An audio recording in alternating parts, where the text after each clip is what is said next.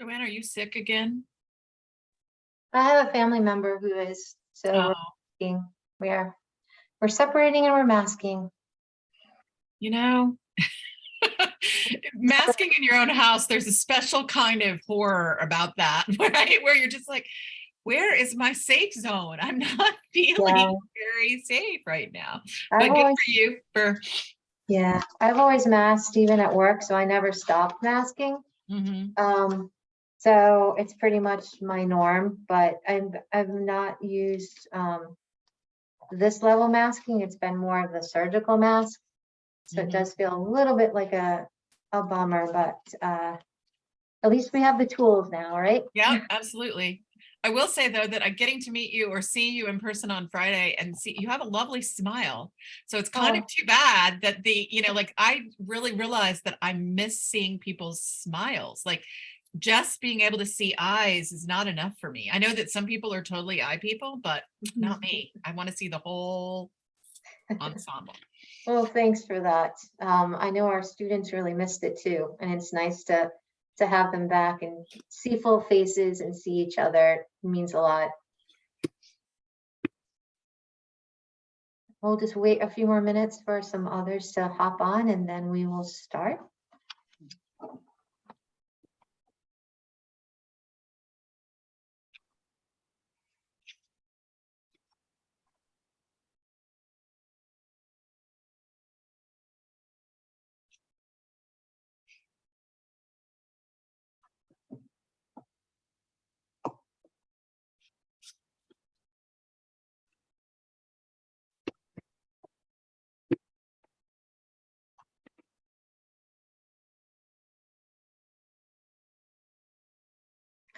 So we have quite a full agenda today. It's actually kind of an exciting day for this group because we've been working hard on the North Star and our goals. And the other work groups have finalized their North Star. It's not that we are slower, it's that the scheduling of the meetings is such that we're now at that point with our meeting. And I do a little icebreaker for each group, and I am trying to keep track of which icebreakers I've done for which group. And when I see people's faces, I'm like, oh, I know I did the music one. Yeah, I know I did the ice cream one. So today, I don't think we've done this one. A favorite season of the year and why? Have we done that one, Sunny? Not for you. How about I you, haven't. Allison? It's tricky because you were in different work groups too, so I'm kind of like trying to keep it straight. Okay, so why don't we do introductions and then share what might be one of our favorite seasons. Hi, Amelia, would you like to go first? Hi, everybody. Couple of things. Amelia Struthers, Northern Lights at CCV. And I like the season I'm in. I could say that I love season best of all, but then here I am on this drizzly fall day and I'm in love with it because I get to stay inside and there's no pressure that I have to be out in the sun. So that's my non-answer. And after the introductions, I'll be happy to ask you my question, Joanne. Thank you. Sure. And if my Thanks. screen is off, it's just because the weather is causing me to have terrible Wi-Fi or something. Got it. Thanks for joining us. Hi, Sunny. Hello, Sunny McFeetris, Director, Dartmouth College Childcare Center. Also looking to see how Dartmouth College can help with some of these situations. I don't really have a favorite season. There's something I like about every season. It used to be winter, I didn't like it all, but since I began snowshoeing, I've learned to like winter more too. But so I really don't have a favorite season. I like having seasons. I like living somewhere that has really distinct seasons. Nice. Allison? Oh, far and away, my favorite season is autumn. And I grew up, Sunny, in a place that only really had two seasons, summer and winter, right? It didn't really have autumn. And when I first got to college in the Northeast, I forgot that leaves dry out and everything. So I would send back these piles of red leaves thinking that I was spreading the joy. And that was back in the day before you had digital cameras and could take pictures and send like that. So it was back in the old days where like going to the mailbox was a big thing and blah, blah, blah.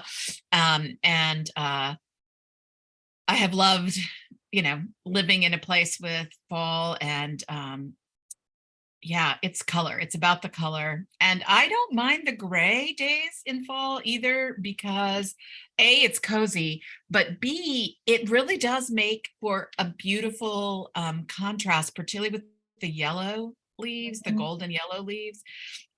So yeah, autumn. And if it could last forever. Well, I agree, Sunny, change is good. So, but if we could have a little bit more of extended season, like it doesn't suddenly you wake up and all the leaves are gone, is a sad time for me, but. Thanks. Hi, Carrie. Oh, I'm Allison Chisholm. I have a variety of roles that I have learned are very confusing to everyone. So let me just sort of say, I joined this group when I was at River Valley running their entrepreneurship program and also their workforce development programs. So I was in the educational side of it. I left River Valley at the end of August to go back to my private consulting practice, which is all about nonprofits, economic development, community development. So it's all in the same wheelhouse. And my first contract as back in private practice is with Grafton Regional Development Corporation, which is about economic and community development for Grafton County. So right here back in the Upper Valley. But I did get to have a little bit of time. So I've touched this project in a variety of roles and places, but that's what I'm doing, so there you go. Great. Hi, Carrie. Hi, I'm Carrie Belknap Morris, and I direct the Early Childhood Education Program at River Valley Community College.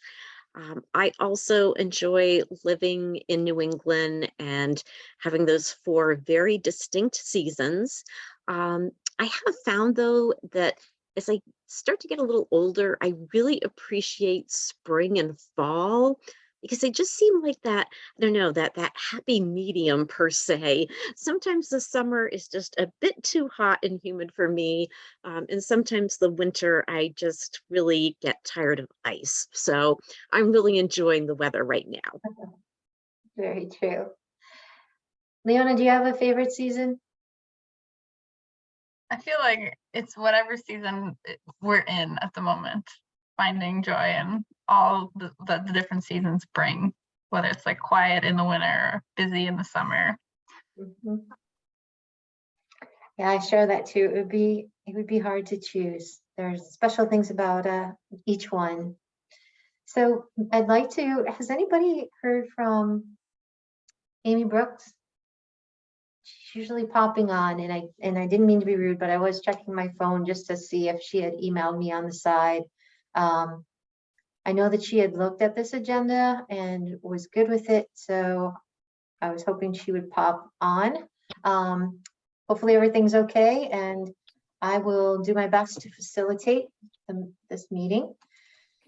Sorry to interrupt you, Joanne, but before we get started, I feel like I'm in a web of many meetings with Vital Communities in the Upper Valley. I don't know what happened, but I think I'm now on every agenda and everything. So I came to this meeting to see, wait, who's here? Is this really the work group I signed up for?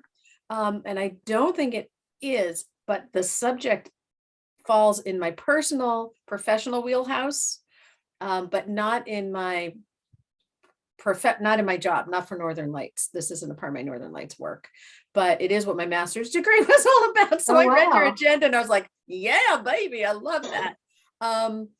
So I'm just back from the BASI conference. My inbox is packed. So I really don't feel like I'm able to stay so much for this one. But if I get the notes, I'd love to see what kind of conversation you had. And if I can join in the future, I'd love to. Absolutely. The 3 main work groups that we have are this one, retention and recruitment. There's the facilities and models, and there's advocacy. Well, Do you know- maybe this is the one I'm supposed to be on. I know I participated with Allison before. I don't know if Sunny was a part of this one or not. So Amelia, this is the group that you had been most attached to. thank you, Um, Allison. No problem. But I know that like the group we've been through a lot of incarnations and a lot Okay. of different sort of focuses. And so Okay. it could feel like, and I think one of the things that Joanne has brought to us is sort of a relook, like this language that she's using about North Star, and a relook Yeah, at what okay. each of the work groups are really focused on. So I'm kind of excited to hear you say that you love this, that this is in your wheelhouse, you're super excited about it. And I hope that you will stay in the group. Well, what I can do is I can try to work simultaneously, just keep my screen off and like dive into the things that I can't ignore right now without having major palpitations and then jump into the conversation as I can. Mhm. And then there was something that came This up. is also an unusual time for us to meet, which may also Yeah. be what's throwing you for a little bit of a loop. We were typically scheduled to meet last Monday at the midday, but that was a holiday for many people. It was Columbus Day. And so we looked for another day where the most people could meet and the time, and this happened to be it. But I think this is a one-off. I don't Like, know if it's you. Oops. I don't know if it's you or me that's frozen. I think it's your I'm side. frozen. Can everybody hear me otherwise? Yeah. Yeah. And I could hear you too, Amelia, so. Yeah. Not now, though. Yeah, can you hear me now, everybody? Yes. Yes. Oh, goodness. All right. So thank you, Allison. That makes a lot of sense. I think I need to get back on the meeting invites. There was a weird thing that happened with all my invites. I got like 1,000 of them. No, I got maybe 5. And then they all disappeared. So I did get this email with the Zoom link for today, but it was a surprise to me when I woke up this morning. I didn't even know that there was a meeting. So I guess if I'm in that loop, that's great. So again, thank you for the explanation. It's really friendly, supportive, and helpful. So I'm here in the background and I'll jump in if I am so able to. Thanks. Fantastic. Thank you. And that gives us a nice springboard actually to why we're meeting today and why we are here at this time. And I was wondering if Leona, you could pull up the agenda so that we could see the North Star language that we were working on so that it's, and then what we'll do is we'll copy paste it into the chat after people have been able to see it kind of in large font. And then we can see each other's faces and we can figure out if that's where we want to land or if we want to make any tweaks. So if you remember the last couple of weeks, we worked off of the charter that should be finalized by the steering committee soon. And the steering committee, the way the meetings landed and it worked out well, was actually one of the first groups, and they created their North Star. And then we built our North Star for each of the work groups off of that steering committee to make sure that the steering committee is this bigger umbrella. And then we have these targeted goals and North Stars for each of the work groups to really synthesize the work that we're doing, synergize that work, and be very transparent as to the steps we're going to take next. So the North Star that is drafted, that we'll talk about today for this work group, is catalyze and facilitate the retention and recruitment of early childhood education professionals by promoting fair wages and providing resources to assist providers in increasing capacity and lowering overhead costs. That was the one that we had. And if you could go down a little bit, another draft that was out there for consideration is catalyze and facilitate the sustainability and expansion of existing early education providers by developing the early childhood education workforce, promoting fair wages, and providing business-related technical assistance and capital access to enable existing providers to optimize their business operations and increase their capacity. So one was a little bit more succinct, one was a little bit more detailed. And if Leonie, you could put the first one and then the second one in the chat, that would be fantastic. And we will just talk about them and we will come to agreement on what language we think best fits it. There's never going to be language that captures everything. But the reason the North Stars is important is that if an idea comes up, we talk to each other and say, does this land under this North Star? Is this something that we should be working on?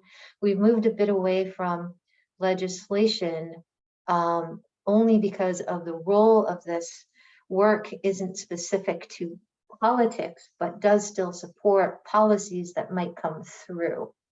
And so we wanted to tweak that language a little bit in one of our other committees. And now I will open it up for you to let me know your thoughts. Are we getting closer to the North Star that represents what you think this work would be?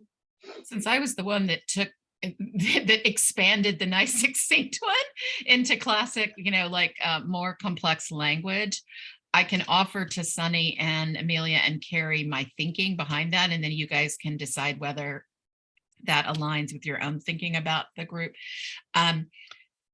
A big part of the work to date, so basically what I tried to do was kind of bucketize the work that we've been doing and put that all into our North Star and make sure that every bit of the work we've been doing is represented in that North Star. Back to Joanne's point that if we're doing work that isn't a part of our North Star, then we need to cease doing that. So part of the thing I think to this group is, well, maybe we should cease doing that. So I'm open to that thought, but here's what I did. So I think that the reason that I added sustainability and expansion of existing early childhood providers is because that's where our group has really been focused, is not on creating new, but being able to expand the ones we've got and support their sustainability. We've heard a lot about the fact that the existing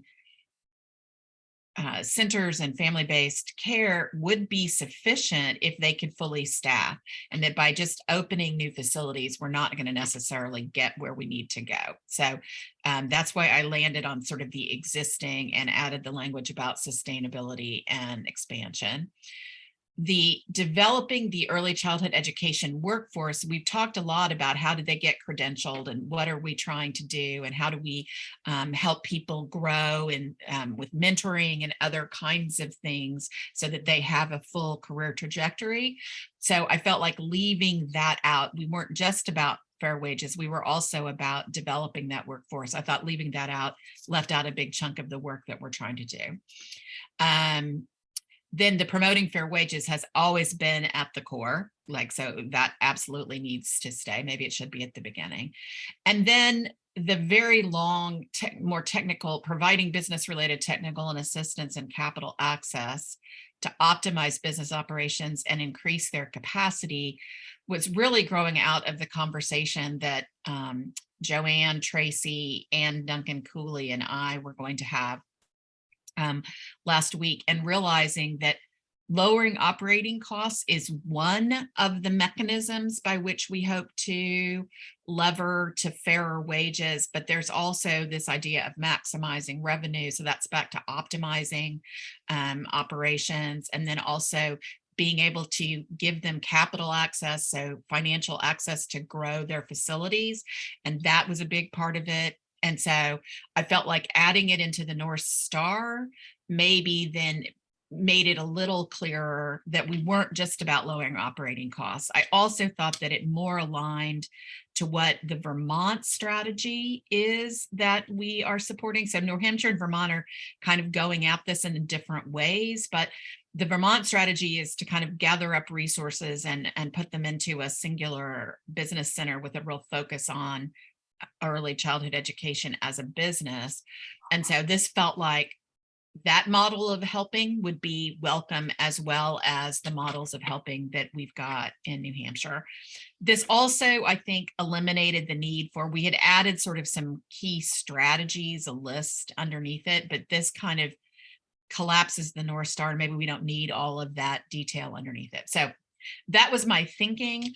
I'm open to the conversation that, like, Allison, you've gotten weirdly too detailed or whatever. I'm open to all feedback. It was not intended to be an end stop. It was more intended to be a conversation opener. I like that you added details. I just have some questions about some of the details of how I read the wording and, see if someone else might be reading it that way. We have providing business-related technical assistance and capital access. I read it as this group is providing that, rather than finding the links, to help them, make those connections. And I don't think it's this group that is giving capital access. We don't have money to give away. And as far as the technical assistance, I feel that, same thing. So is there a way that rather than saying providing it, we're helping make connections in some way? And those aren't the right words, but No, connecting. yeah. Connecting to the network of business related technical assistance and capital access, which enables existing. I mean, maybe that's the easy. And I think you're right. Like, that is one of the things that we keep walking ourselves up to that cliff and almost throwing ourselves over and then kind of pulling back from. So I think that makes a lot of sense. And I'm glad for that question, Sunny. So I'm working within the actual agenda. So it'd be substituting connecting with the network of business related technical assistance and capital access. And then I think you don't even have to change anything else. Promoting fair wages, and connecting To the network providing.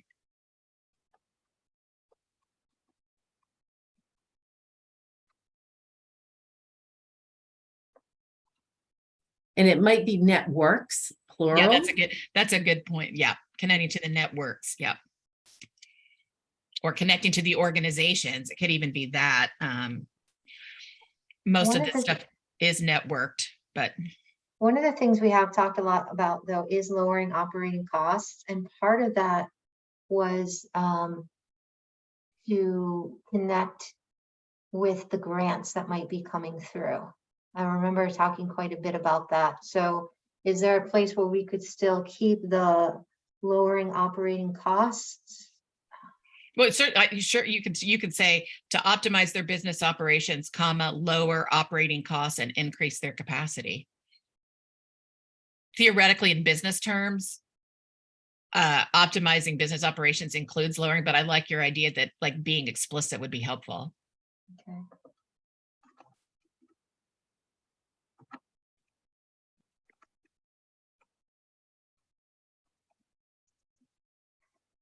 Leona, while I pop upstairs because my mask thingy just broke and get another one, can you copy paste this into the chat and people can continue to have that conversation, and then I'll be right back. Thank you.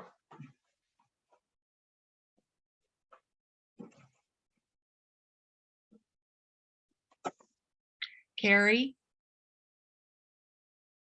can I ask you about developing the early childhood education workforce? Does that cover what we've been talking about? Apprenticeships, other, fast track models,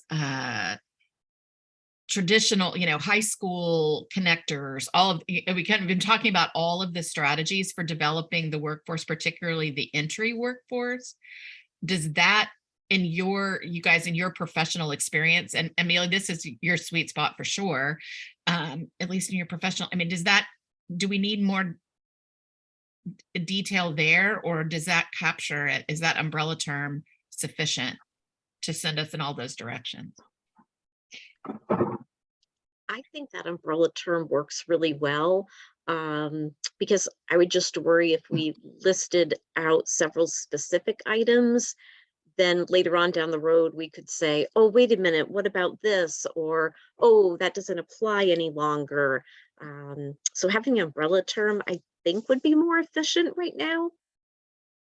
Joanne, I just ask about the developing the early childhood education phrase, because that's Carrie and Amelia's, at least in their professional guises, kind of really where their sweet spot is. And was that sufficiently descriptive to capture all the things that we were doing, or did it need more elaboration? And it sounds like we should keep that in there. Is that Well, what I'm that was catching? Carrie's comment, and then Amelia just popped on and hadn't had a chance to speak yet, so. The thing to keep in mind when talking about professional development is that it is often dictated, is the only word I can think of, by licensing regulations. So you just have to kind of keep that in mind, that we don't have the power to say what's required. So that, I'm not saying that that's in that language, but that's just something to keep in mind when developing language around those things, because professional development is directly tied into. I mean, we could say developing the early childhood education workforce consistent with the regulatory framework for New Hampshire and Vermont, if we want to be specific, because I do know that one of the things that we've encountered is that we've got professionals that cross the river all the time. That's one of the challenges of the Upper Valley, right? Is that we're trying to equip professionals to be able to move if that is in service to their career, right? Well, I always like the idea, and Allison, I bet you understand what I'm going to say. You want to leave yourself a lot of wiggle room in your language. So the way that you just added that phrase in there allows a whole lot of wiggle room, I think, and makes it, if you were to have someone from either state look at your language, that I think would make somebody feel more comfortable. So the language that I just had proposed, if I can remember, it was developing the early childhood education workforce consistent with the regulatory frameworks in New Hampshire and Vermont. Yeah. Right. Yeah. Yeah, because we don't want to step on people's toes. Their toes are really far out there, like 5 feet in front of their bodies, right? Right. It's easy to step on their toes. So I think that shows some understanding that there is a framework out there. Well, and I know that Carrie educated me about this when I came to talk to her at River Valley, was that, you know, the certificate that River Valley offers as the first level certificate. I mean, Carrie is all about these stackable credentials that help people get into the field, but then help them keep growing. But the reason that the first stackable credential actually exceeds the minimum requirement in New Hampshire is because it will play in all of the states, right? So that we're trying to give people optionality in their career and not just. Yeah. I also And the wonder, I'm the sorry, I was just gonna say, I also wonder if instead of adding that language, this whole North Star is by state. So whether you're looking at education workforce or wages or networking, so perhaps it could read catalyze and facilitate the by state sustainability and expansion of existing, or somewhere stick by state, because we're representing both states at all times. Is there a place where we could put that in that makes the most sense? I think I like that idea of just sticking it at the top so that it references all of the, and then we could just say consistent with the regulatory frameworks. Okay, so catalyze and facilitate the by state sustainability, and then just keep going. Yeah. And then Okay. and then developing the early childhood education workforce, it would just have the consistent with the regulatory frameworks. And then we don't even have to be specific about what regulatory frameworks. Can I ask, what do you mean by facilitate? I understand catalyze, but what does facilitation mean? My understanding is that we are the connecting the dots groups from various states, from various agencies, from the professionals in the field to those who support the professionals in the field. So I know that a lot of my work has been connecting people, or someone mentioned something and I'm like, ah, that's great, let me hop on that. So I'm sorry to interrupt. So are we facilitating the sustainability, or are we facilitating the conversation about sustainability and expansion? I think it's the conversations. Yeah. How about others? Yeah, because I'm not sure that we're to facilitate sustainability and expansion may also be a regulatory thing, but I can understand us facilitating the conversation about it. Or What if bringing we people got rid together. of facilitate and just left catalyze? Does catalyze assume that facilitate would be one of the mechanisms by which we would catalyze? I think so. How about The others? reason I like catalyze better than facilitate, whatever, we just kept adding, qualifiers, is that catalyze feels very active. Yeah. Without feeling like we are actually offering. Mhm. Right? Which is, I think, that sweet spot that we're trying to, like saying, like about Sunny keeping us from throwing ourselves over the cliff, like that sweet spot. And I think that facilitate showed up in part because we were trying to hold ourselves back from actually doing the work. As you say, like Amelia, like we can't actually change the regulatory structure. That's not what we're trying to do. We're trying to catalyze those that are working. Yeah. And you're- Leona, can you copy paste the one from the agenda where I've updated it, where it starts with catalyzed by state? I think we're getting to the point of finalizing this section and then going into the draft goals. And by looking at the draft goals, we might have some more tweaks to it, but I just wanted it in one place. Thanks. Oh, look at that. Isn't that lovely? Look at that. That's beautiful. People comfortable with that? Thumbs up, or you can hear you say yes. I'm sorry I'm coming late to the dance. I'm looking at the business related technical assistance and capital access. What are we doing about business related technical assistance? We're promoting Connecting to the networks providing that. connecting to the network provide. Okay, cool. That feels doable. I feel like we can connect people. Yep. That feels great. Thank you. Mhm. I do think that that's a really great check on all of us. It's like, if we had to come to the meeting and say, what have we done lately to do this? Have we been, have we described something that we do feel is within our wheelhouse to do? My one question, Joanna, is that I feel very uncomfortable finalizing this without Amy's blessing, just Well, we can because she's, finalize this as a work group, and of course, everything gets sent back to okay, further, tweaks, but we do need to have people coming to agreement at the meetings where there are people who are here. And certainly we know that you and I worked with this with Amy and gave her drafts, and then all of the draft goals that I put forward from the last meeting, you both had a chance to look at and give feedback on. So I know we are close to what she's comfortable with and would agree that sharing it obviously with her and say, hey, here's what we came up with as a work group. What do you think makes a lot of sense?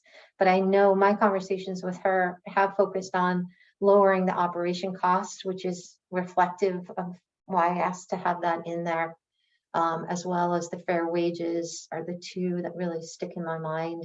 In the last meeting, work groups, one of them, we talked about the state of Vermont actually having a business center for early childhood professionals that might come down the pike in a bit. Hopefully we'll see that in New Hampshire as well. Leona, would you mind, how about this? We just go through, and if you are okay with the language as it is now, you just say yes. So how about you, Carrie? That looks good. Perfect. Amelia? Thumbs up. I have to move my screen. Sunny? Yes. Okay, and Allison? yes. Okay. Hopefully I didn't miss anybody. It's hard with little pictures on the top and the chat on the side. That's excellent. All right, fantastic work. So now that we have that, Leona, can you pull up the agenda and let's talk about some of the brainstorming. As I've been coming to the meetings, listening, I jot down what seems to be key themes. And the last meeting, we talked quite a bit about what if we were to just, go off on this, what would we do? What are our actionable goals? And this started from way back in the conversations last spring, and then over the summer, and now rolling into the fall. So we'll take them chunk by chunk and add and tweak. So one of the themes could be developing the early education workforce. So partnering with organizations to develop a robust pipeline of new early childhood education professionals, including ECA, tech centers, colleges, and high schools. I do remember Amy saying, like, if I had a dream, if we could get into every high school and have them more aware of this profession, she would be thrilled. So I kept that part in. We also talked about apprenticeships, mentorships. I'm not familiar with the different cohort models, and I'm not quite sure if we want to keep that as our goals or to write something like support the different cohort models that are existing. And I think that's more your professional backgrounds than mine. And then there was a concept of a mentoring idea and learning lab. So what are people's thoughts that we should keep or maybe tweak or add to this first bucket? I think as far as the cohort model goes, I think supporting is fine. The ECEA cohort model is going really well for the CDA. So it might be more, supporting, organizations that do so, but ECEA is there and cohort model is part of what ECEA does.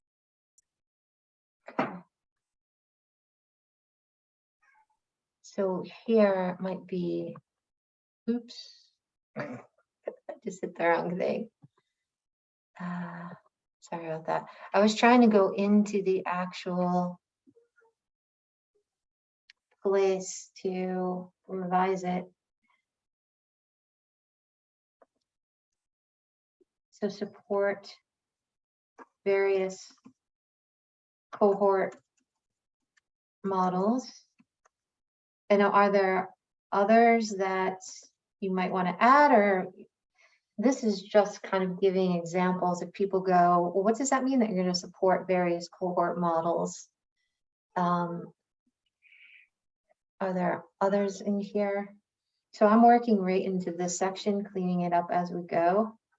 Yeah, I even think that, like, where we put apprenticeship, mentorships, we could also put cohort models, et cetera. Like, I don't know that we, I just listed those because those are things that have been mentioned in some of our prior conversations, but I don't think that you were there for those, Joanne. So I just kind of added them into the laundry list. And whether we wanted to land, I think that because we're not trying to roll out a model ourselves, we're kind of model neutral, but we're just lending our support to the variety of models that are coming up as possibilities for this. So yeah, and I'm trying to fix it. I'm fixing it live on the Google Doc, but it's yeah, I not can see showing that up on the screen. I'm not quite sure why, but I did a second bullet that says support various cohort models and gave those examples. And then what are folks thinking in regard to a mentoring idea or a learning lab, once again, about ownership? Like, we wouldn't be providing the mentoring or the learning lab. So how does that fit in with this group?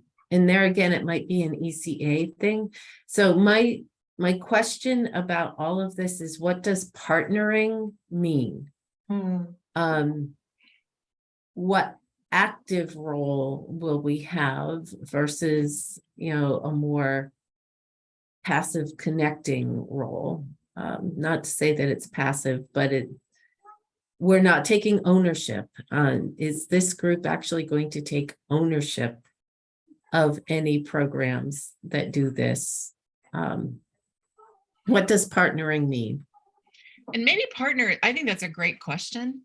And maybe partnering isn't even the right verb. Like, maybe that's not what we're trying to do.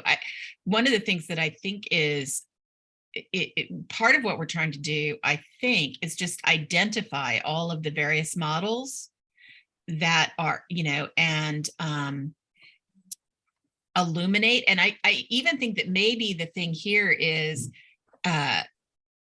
support various innovative models, and we don't even have to have a separate line for, like innovative models such as apprenticeships, mentorships, cohort-based programs, etc. And we're just talking about, we're supporting the innovation. And I don't know what that support looks like or means, Sunny, but And are we just, and this is a real question of what is our, actual role, in this?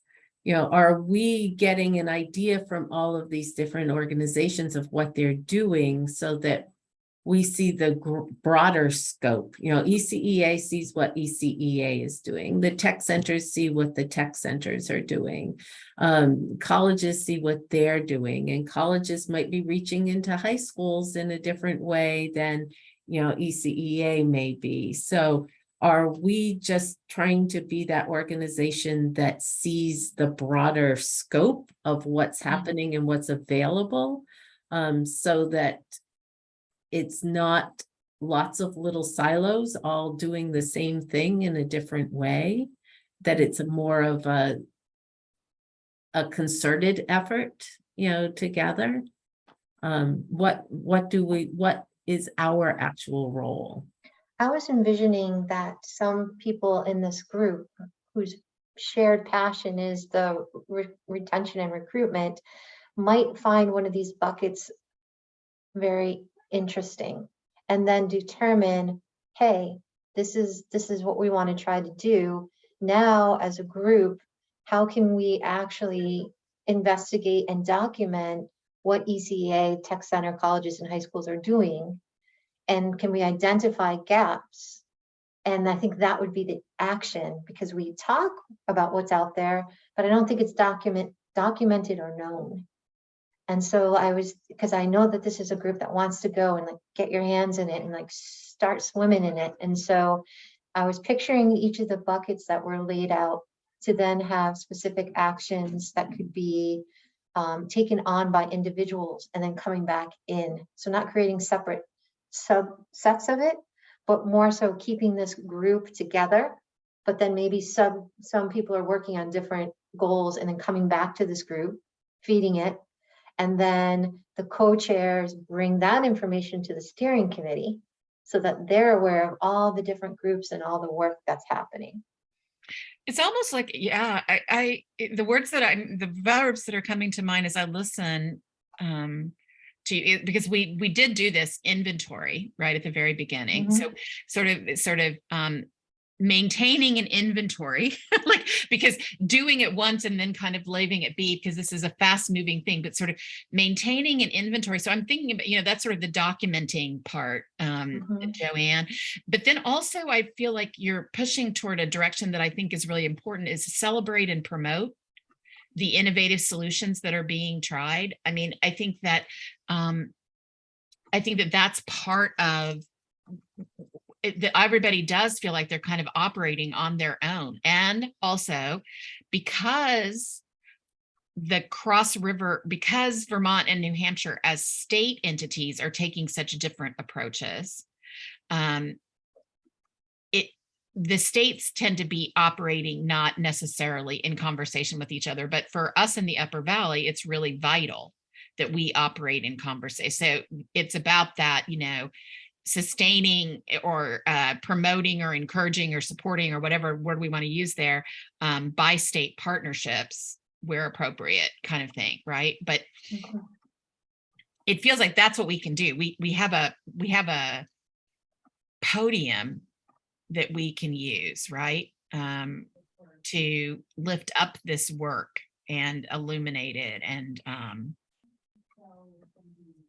right, and finding ways, I think it's great, that Carrie is here, representing, the tech schools in New Hampshire, but we haven't interested anyone, who actually represents CCV in Vermont, Well, that's Amelia. No, Amelia's Northern Lights at CCV, which is a very different entity than CCV's actual college. Amelia, you can speak differently if you want. I don't know if you're representing CCV or if you're representing Northern Lights at CCV.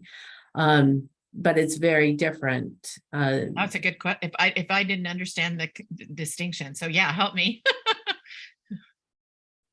If you want to talk about creating programs or ask.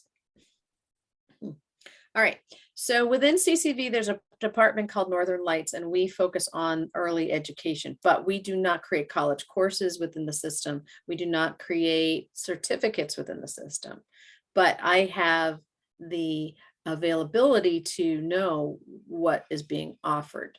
So if you wanted anyone to partner with suggesting that, oh, in New Hampshire, we have this system, is CCV interested in doing that? I wouldn't be able to have that conversation at that level, but I am able to have conversations about what CCV offers for early educators. That's helpful. So yeah, so Carrie, there isn't, so Amelia is a different, Amelia is more, yeah, Amelia is a different part of it. But again, maybe the goal for this group is not to try, I don't know, but that's a good question, is because Vital Communities takes on this convening role. So maybe it's a convene a semi-annual meeting of the educator, the CC, all of the educational providers, and see if there's conversation to be had about that. Like, I don't know. Well, I find that there's so many meetings that people Yeah. get burnt out. I don't think we want to be the people developing more meetings, but That's a good point. I do think we want to be the people, though, who see a need, and we use our time to fill that need. So I don't know, Leona, what we can see are your notes. Is it possible for you to share the agenda? And I really appreciate your help. I'm always amazed at how you can flip around. That's like magic. Thank you. So what I've been capturing are things that I think are tangible and actionable, feasible and doable for this group, moving it forward. So I think we can identify and support organizations to develop the robust pipeline. I think that we can, and I'll change the verbs around, but maintain, or we need to create and maintain a by-state inventory documenting innovative strategies in this field, so that promotes workforce retention and recruitment, and also support the various cohort models that we're going to discover and that we're going to document and kind of connect the dots on the by-state, at the by-state level. And so I think instead of maintain, I'm using two different devices here, so bear with me. But and that's true, right? There isn't a by-state inventory documenting anything at this point, or does it exist somewhere? And Allison, you're muted. That is actually what Sharon Harrington and I started, and there is actually a document that identifies and it is a living document, so it needs to be, we might update. have to do, yeah, so like update and maintain, or I think even just expand and maintain. I don't know, it doesn't matter. I think that we've got the idea, and I think when there are other people in the conversation, people can add to that what that task is. Okay. And what was the mentoring idea of the learning lab? Amy can speak to that. I think that's something that might be, I think the cohort models and the mentoring idea and learning labs are actually subsets of the innovative strategies. I think that they are some of the innovative strategies. So I don't know that we need them as a separate bullet. They could just be subsets of that. Right. The mentoring idea and learning lab, that's more using programs that we have now as a place to develop people coming into the field and, teach them the skills that they need. Okay. And that's an ECEA piece too. Okay, that makes sense. And then the CDA cohort model, you could just put that as another paren, and then we don't even need a separate support various cohort models. Right.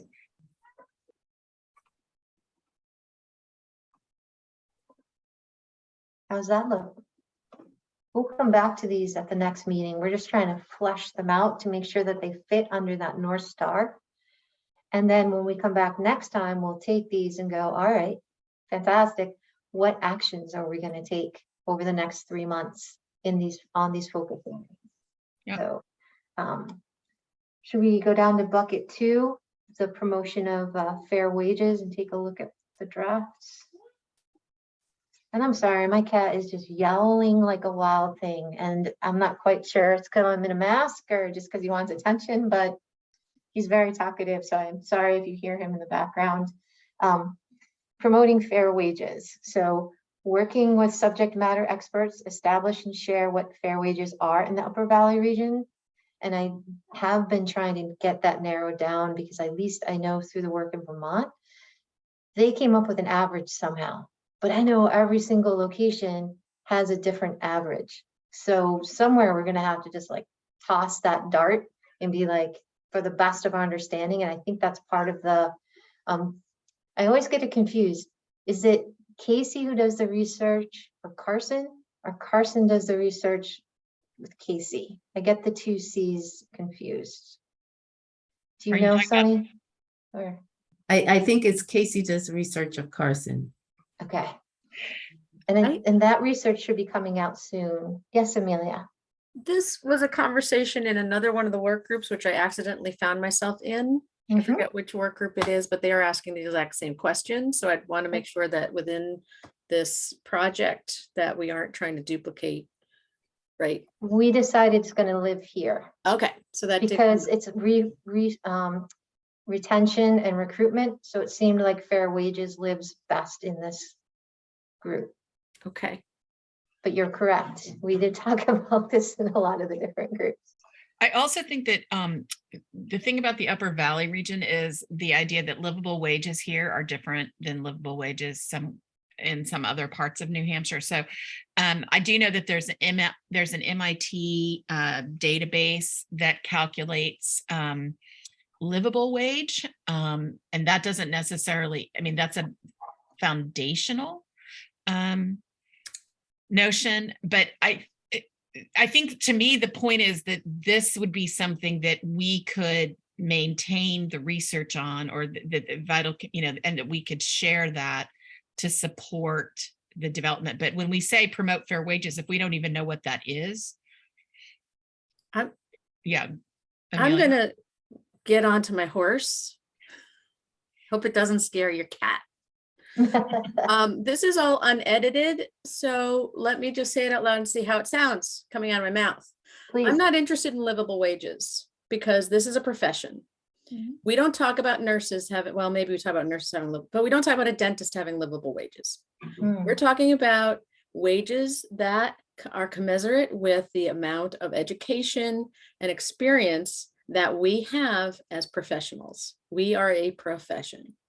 So that goes beyond livable wages. That sounds like an hourly worker. No, we want, and with power to the profession being the model now, that is, we're moving more and more towards one of the reasons for power to the profession is ECE 1, 2, and 3 will have standards of pay that are expected for somebody that reaches each of those levels.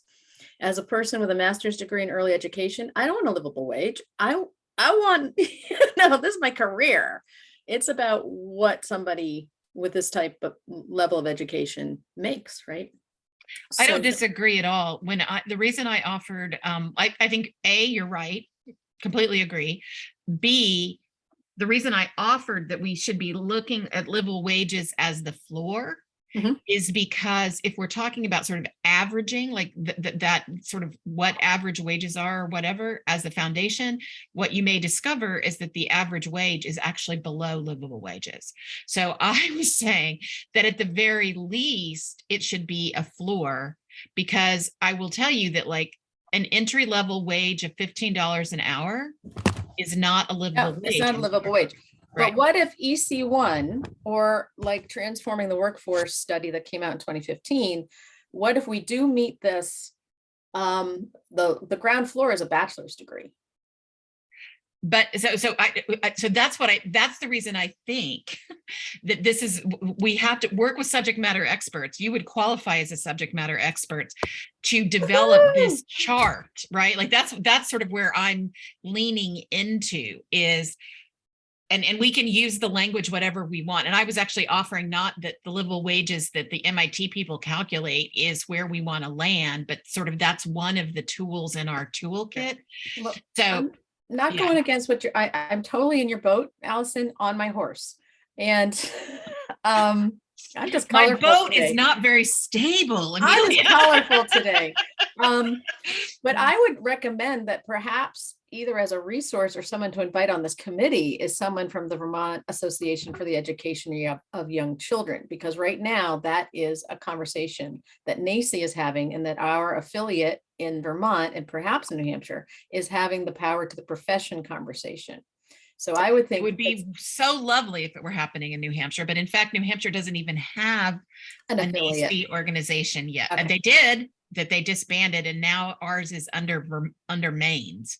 So I would recommend We, you we reaching do out- have a staff person on board now. But she works out of the Maine NACI Yes. organization, right? So- Yeah. A resource that I would highly recommend speaking to is Rachel Hunter out of Springfield. I don't know if you know Rachel or not. She is out of Springfield. She does work on the power to the profession. She may be working through Let's Grow Kids, which is also Sharon Harrington's organization. But Rachel would be able probably to give some reflection on this. Maybe what we would say is that the little goal is to consulting with subject matter experts, establish benchmarks That's a nice word. for establish benchmarks for fair wages for early childhood education professionals. And then we are throwing in the professional, we're throwing in the idea of fair and equitable, and we're throwing in getting subject matter experts, and that would include the power to the profession conversation and all of that. Does that make sense? Allison, you know what I so appreciate? I can have an idea and then you know how to articulate it. So this is Well, lovely. That's only because you're on your horse and my boat, and I'm very scared about us getting to land safely. But is this group responsible for the creation of benchmarks, or are we relying on the experts and the researchers to develop the benchmarks and we're sharing them out? Yeah. Okay. So Yeah. yeah. So consulting with subject matter experts, and we can't dictate to them to create benchmarks. And I know I mentioned the UNH research because it should be coming out shortly. And the paper includes a lot of information. My understanding is that it will include a lot of information that is the data that we've been driving to find, that we know Let's Grow Kids and others have been using for a while to get the legislation up and going in Vermont. So promoting fair wages would be consulting with subject matter experts to do something. Are we sharing the data? You don't support data because data is of itself in its own nature and not. So maybe it's I like the idea of share the data and documentation that establishes fair wages for early child. I like and equitable. Fair and equitable, fair enough. Or equitable, either one. I think I turned it wages. into salaries instead of wages, which is the term you'd like to use. Because my brain salaries is fine. Yep, I think better. that's good. I think that it's evocative. Salaries is fine for early childhood educational professionals. Or compensation could even be that. I mean, compensation and benefits, because isn't Yes, part of and it is about benefits. benefits? Yeah. Yeah. And Joanne, when you're done writing, I have a quick reflection. Of course. So what? Just- Yeah. Okay. I think I'm close. Go You're ahead. very close. Yeah. This is nomenclature. This is just wordsmithing a little bit. But when we talk about legislatures and we talk about who is creating legislation, there was just a comment a simple Joanne little message that it sounded to me like, oh, and Let's Grow Kids is blah, blah, blah, the legislature. I just want to establish the fact that the legislature themselves have this as a priority, and that these other organizations are simply helping to create an echo chamber out to the field about what that information is. They also have their own agenda that they want to add to bills, but the Vermont legislature is very strongly committed to this and all of this. And if they had the resources, they would go full force with all of this. Unfortunately, the administration is where the hiccup is. Not the legislature, but the administration. You Thank know, you. that brings me to Thank you. another verb that we might want to sort of use somewhere in our conversation. Is just, I'll just drop it in, is the idea of amplify. That what we're doing is sharing and amplifying the data and documentation. So to your point, Amelia, that all these groups have as this priority, and they're each kind of trying to roll it out to their various constituencies, but part of our job can be to amplify it to the larger community, right? Or, you know, because beyond the sort of stakeholders, because I think that's one of the other things that we've talked about, is that our role can be that we're talking not just to the people in the profession, not just to the families benefiting from the services, not just to the employers that need it, but to the entire community, about why this is a community matter, not just a matter for those who are involved, if that makes sense, stakeholders. I'm just going back up to the North Star and re-looking at it and finding a little confusion between catalyzing by state sustainability and expansion of existing early education providers by developing the early childhood education workforce. We're not really developing it. Because I went back up to find where Amplify might live under the North Star. Right, to see under each of these goals, we'd want to amplify the sections. right. And I just, when I reread it, I got a little confused in our North Star again. Catalyzed by state sustainability and expansion of existing early education providers by developing the early childhood education workforce consistent with regulatory frameworks. I don't think we're developing. Are we supporting? Yeah, go back up to what we just said, what might be one of our action items under developing early education workforce, and let's see if we can rework it a little bit. We're identifying and supporting organizations. So by Supporting organizations who develop the early childhood education workforce, or by supporting the system which develops, or supporting the.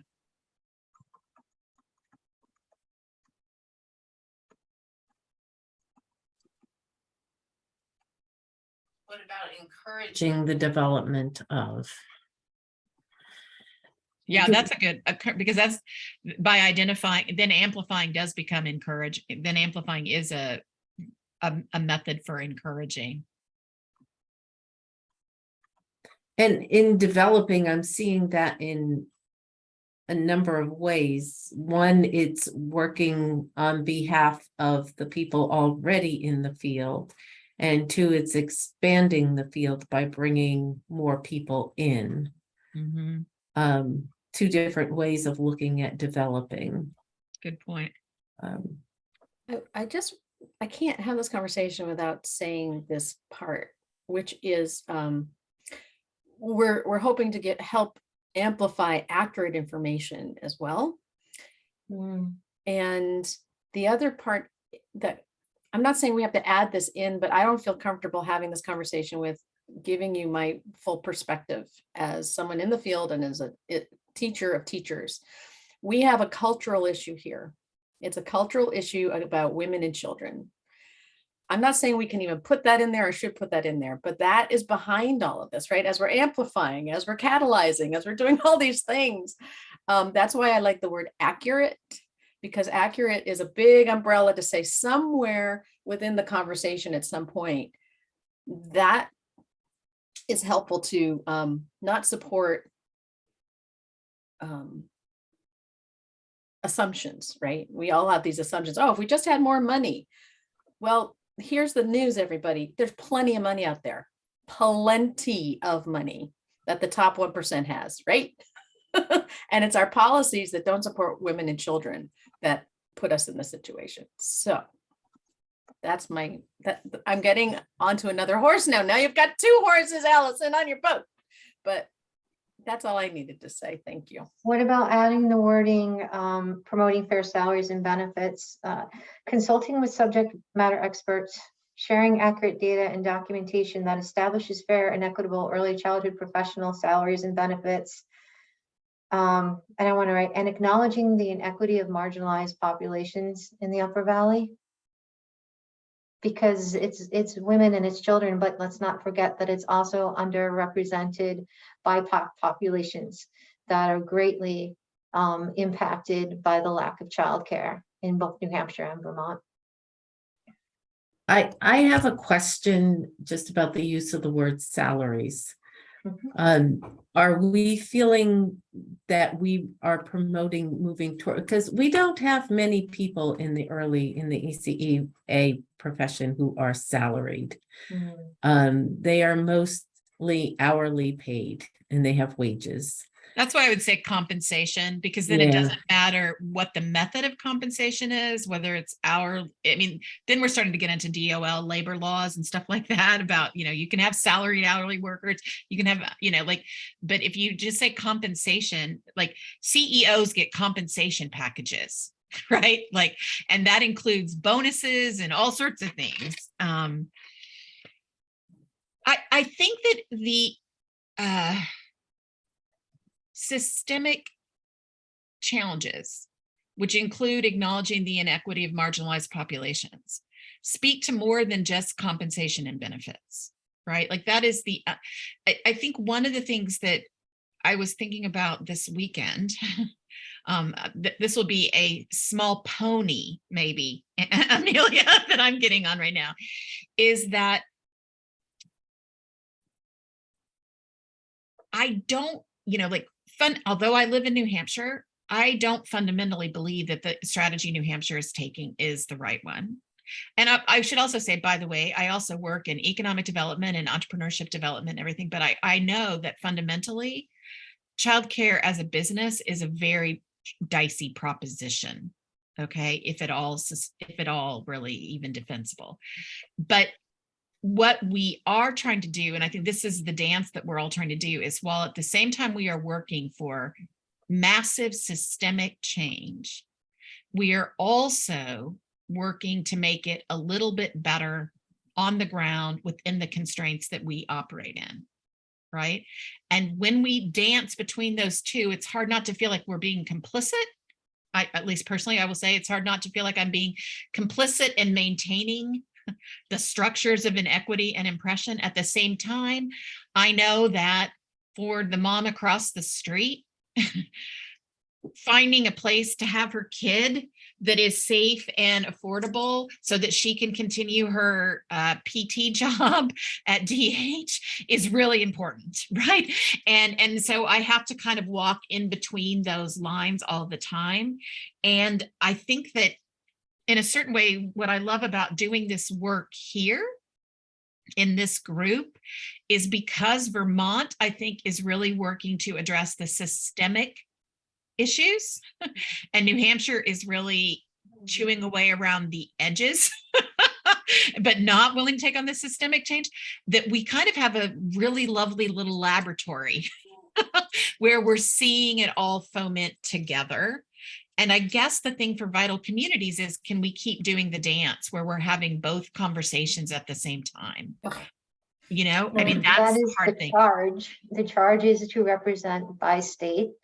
The charge is to try not to get into the politics of it, but to find out specific things that are actionable and targetable, feasible and doable that this group can do without landing in those other areas that you just described. And I think that's kind of, if this is a puzzle that we just opened the box of, the North Star and the goals are the outlining pieces of that puzzle piece. And then the next time we come together, it's putting those middle sections of that puzzle together, representing, both states as best as we can. So maybe go up to the North Star And maybe our verbs around catalyze, maybe it's identify, catalyze, and I'm sorry, I'm not looking at the North Star, so I can't. Can we scroll back up? It's I- in the I, chat, I it's- think. Oh, it's in not- the chat. There you go, Leah. Thanks. Thank you. Identify, catalyze, and amplify.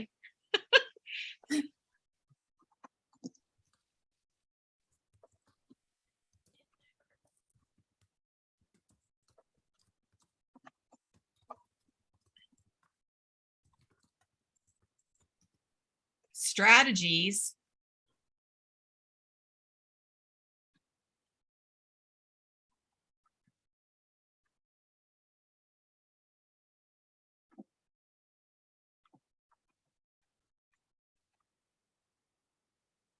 Yeah.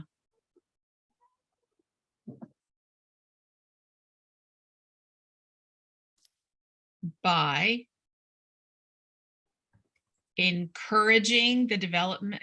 So encouraging the development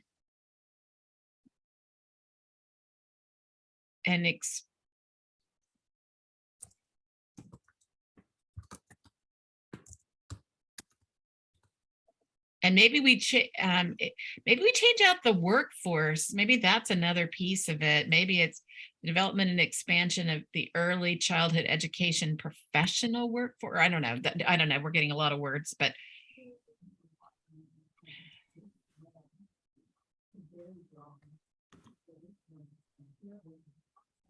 And maybe we don't need consistent with regulatory frameworks because we can't control the regulatory frameworks or Right, who's following them right, or not. Although we right. know that's important, we don't. well, and we always- know that the strategies are themselves have to be consistent with the regulatory.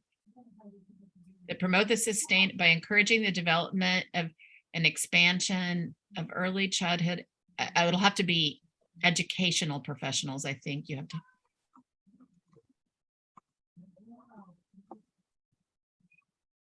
Expansion of early childhood education. All professionals or education professionals? Oh, I think you have to have an AL there. I think Like it has that? to- yeah. I also think I would move by state to before sustainability unless you're feeling that. Oh, you need right. to The get both strategies may not be states by to work state. together. Yeah, the strategies may not be by state. You're right. The by state sustainability. Right.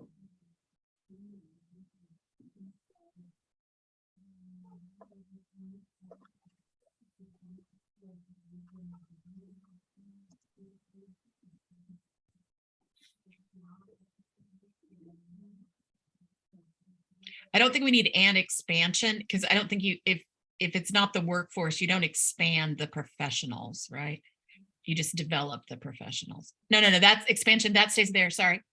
The second and expansion where it says The by development encouraging the and- development and expansion, go down to the next under and third line. Take out the third line and expansion. I know it's there. I don't know why I can't see it. Third line, first two Yeah, words. here. Those, Yes. Yes. thank you for the guidance. You're welcome. I do the same thing all the time. Oh my goodness.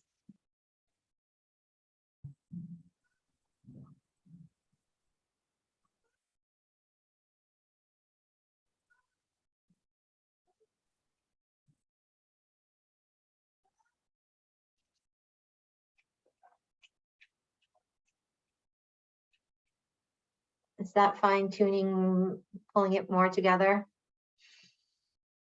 When we start to look at the goals and then look back? I like it because I think that then like those three verbs that we've kind of settled on or that we've kind of worked our way toward. Mhm. What I like about it is that then leads us to direct what pretty easy action. I mean, Exactly, and that's why right, it's like, helpful to look at the goals and then swing back to the start right. and find that how it aligns, like Because literally then it was aligns. just like, okay, are we identifying? Are we catalyzing? Are we amplifying? Are we doing all three? Right. Yep. And the strategies that we're paying attention to are in those three Lanes, lanes, right? yeah, I think for today, we've established a lot. My sense is that we're getting a better understanding as a team about how the North Star is going to work with the goals. And I think at this point, we're comfortable with this North Star language.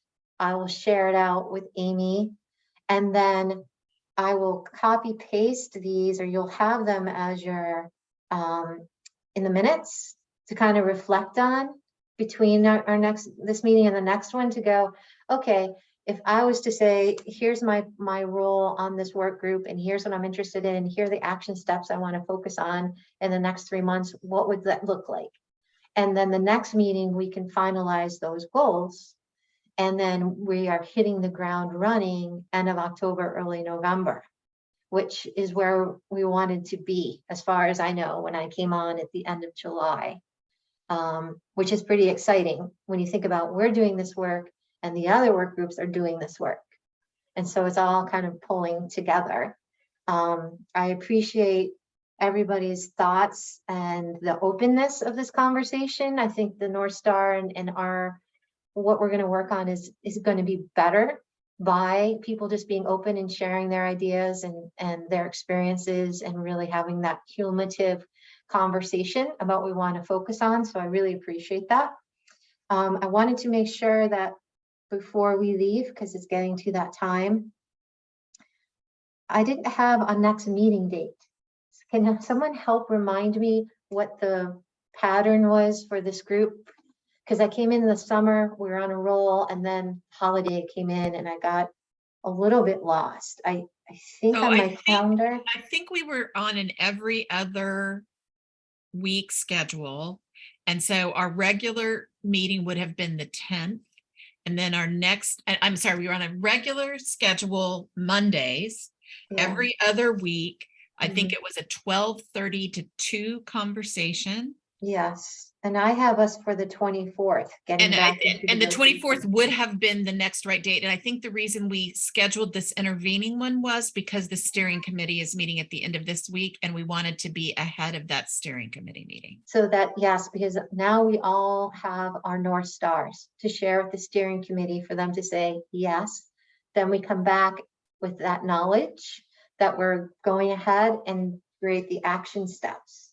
And part of what I've been asked to do in creating an update to the stakeholders is to talk about the accomplishments of each group and some of the challenges. So I'm going to kick that off with the steering committee, and then bring it back to each of our work groups to add on from your own individual work group perspectives. Any questions or thoughts as we end the meeting today?